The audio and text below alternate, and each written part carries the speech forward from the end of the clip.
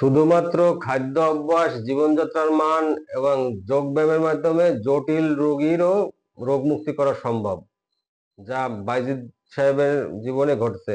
আমার কাছে বাইজিদ সাহেব নামে এক ভদ্রলোক আসে, যে কিনা 15 বছর ধরে কন্টিনিউ কঠিন রক্ত আমাশায় ভুগছিল। তো উনি অনেক ডাক্তার টাক্তার দেখাইছিল, প্রচলিত, কমে নাই। কেউ কইছিল জেন ভূতের সমস্যা, সে জায়গাও কমে নাই। আমার কাছে আসছিলেন, আমি এই সমস্ত মাধ্যমে তারে আল্লাহর রহমতে সে সুস্থ হয়েছে।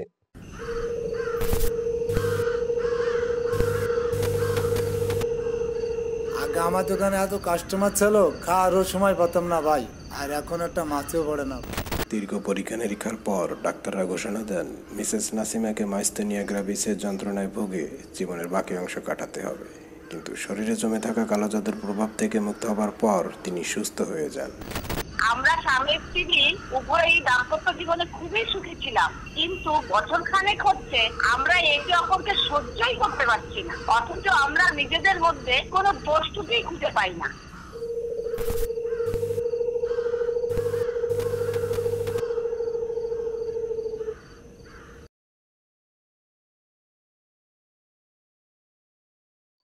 আমার চেম্বারে একবার একজন কঠিন আমাশয় রোগী আসে। ওনার নাম বাইজিদ হোসেন। উনি নাকি 15 বছর ধরে আমাশায় কষ্ট পাচ্ছিলেন। তো আমার কাছে আসার আগে উনি অনেক মানে ধরনের প্রচলিত চিকিৎসা, যেমন অ্যালোপ্যাথিক, হোমিওপ্যাথিক, আয়ুর্বেদিক দেখাইছে, বাট ওনার রেজাল্ট ভালো হয় নাই। তো ওনাকে আবার কেউ কেউ বলছে যে তোমার জিন কিংবা জাদুরও সমস্যা থাকতে পারে, তার কারণে এরকম, ডাক্তাররা যখন পারে নাই তোমারও মনে হয় এরকম। তো উনি আমার কাছে আসলেন। যখন উনি আমার চেম্বারে আসলেন, তখন ওনার চোখে, দুই চোখে কালো দাগ, শরীর একেবারে ক্লান্তি দেখাচ্ছে। তারপরে মানে একেবারে লাবণ্যহীন, মানে গ্লেজ নাই। উনি ফর্সা মানুষ, বাট শরীরে কোনো গ্লেজ নাই। তারপরে মানে একেবারে বিধ্বস্ত অবস্থা। তা ওনারে আমি আগের যে সমস্ত ডাক্তার দেখেছেন সে সমস্ত রিপোর্ট দেখলাম, এবং সবকিছু দেখে দেখে বুঝলাম যে এনার কোনো প্রচলিত ওষুধে কাজ হবে না। যদি হইতো, তা এতদিন যে সমস্ত ডাক্তার দেখাইছে, যে আমি যে রিপোর্ট দেখলাম আর যে যে টেস্ট করিয়েছে, তাতে ওনার সুস্থ হওয়ার কথা ছিল। এবং জাদু জিনেরও যদি সমস্যা থাকতো, তাও সমাধান হইতো। আমরা মনে করি যে কোনো রুগী যদি সুস্থ না হয়, তাহলে ডাক্তারে বলে দেয় এ সুস্থ হবে না, এর জীবনভর ওষুধ খেয়ে যেতে হবে। যেমন ওনার একটা ফ্যালাজিল খাইতে বলছে কন্টিনিউ। আর জাদুর জিন যারা প্রতিকার করে, এরা বলে যে এমন জাদু জিন হইতে তোমার ঠিক হইতে হইতে সময় লাগবে। কিন্তু আসলে জাদু জিন ছাড়া আর এই প্রচলিত চিকিৎসা ছাড়া ভিন্ন পদ্ধতিতেও এটা রুগীরে মানে আপনার তার সুস্থতা করা সম্ভব। যেমন পবিত্র সহিহ হাদিস মুসলিম শরীফের 2204 নম্বর হাদিসে আছে, পৃথিবীতে যত আল্লাহ রোগ ব্যাধি পাঠান, এর সমাধানও দিয়ে দিচ্ছেন পাহাড় পর্বত বন জঙ্গল, সমুদ্রের ভেতরে, বৃক্ষ লতা পাতায়, পশু পাখির ভেতরে।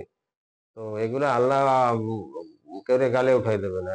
মানুষে আল্লাহ বিবেক দিছে, বোধ জ্ঞান দিছে, তারা এটা গবেষণা করে নেবে। তো আমরা গবেষণা করি না বলে আমরা বলি যে এই সমাধান হবেই না। আমি ওই বাইজিদ হোসেনের পরীক্ষা নিরীক্ষা করে বুঝলাম যে এর কোনো ওষুধ দরকার নাই, শুধু তার জীবনযাত্রার মান, খাদ্য অভ্যাস এবং কিছু যোগব্যায়াম যদি করে সুস্থ হয়ে যাবে। এরপরে আমি তারে বললাম, ভাই তোমারে কোনো ওষুধ দেবো না, শুধু এই এই অ্যাডভাইসে যদি চলতে পারেন, আপনার আল্লাহ চাইলে 100 ভাগ সুস্থ হবেন। উনি আশ্চর্য হয়ে গেল যে হ্যাঁ, এত টেস্ট করিয়েছি, এত ওষুধ খাইছি, কাজ হয়নি, আর আপনি বিনা ইয়াতে। আমি বলি, অবশ্যই সম্ভব। প্রতিদিন যে খাবার খাবেন, গরম খাবার খাবেন, ফুটানো পানি খাবেন। কোনো হোটেলের পানি, কোনো অচেনা জায়গার পানি, কোনো ফ্রিজের ঠান্ডা খাবার আইসক্রিম খাবেন না। কন্টিনিউ গরম খাবার, গরম পানি, নিজের দায়িত্বে এগুলো ইয়ে করবেন। আর মশলাওয়ালা খাবার যুক্ত খাবার খাবেন না, যেগুলো মশলা কম। এভাবে আপনার রান্না ভিন্ন হবে। বা ওনার বাড়ি বরিশালের লোক, তো মশলাপাতি বেশি খায়। তো ওনারে বললাম যে আপনার বাসার খাবারে হবে না, আপনার ভিন্ন খাবার আপনার জন্য রান্না করে। আর ব্যায়াম দেখাই দিলাম, ঘুমাতে কয়টায় উঠবে, কয়টায় ঘুমাবে, উঠবে, এই মোটামুটি জীবনযাত্রার মান, খাদ্য অভ্যাস এবং যোগব্যায়াম দেখাই দেখাই দিলে উনি চলে গেলেন। উনি দীর্ঘ 4-5 মাস পর আমার চেম্বারে আসলেন। আসে উনি নিজে পরিচয় দিলেন যে আমি সেই বাইজিদ হোসেন, যে কিনা আমাশার রোগী ছিলাম। এখন আমার খুশির খবর, আমার বাথরুমে 2-3 মিনিটও লাগে না। আর আগে আমার আধা ঘন্টা 45 মিনিট বাথরুমে সময় কাটতো। এখন আমার ঘুম ভালো হয়, আমার কোনো রোগ নেই, আমি এখন আল্লাহর রহমতে পরিপূর্ণ সুস্থ।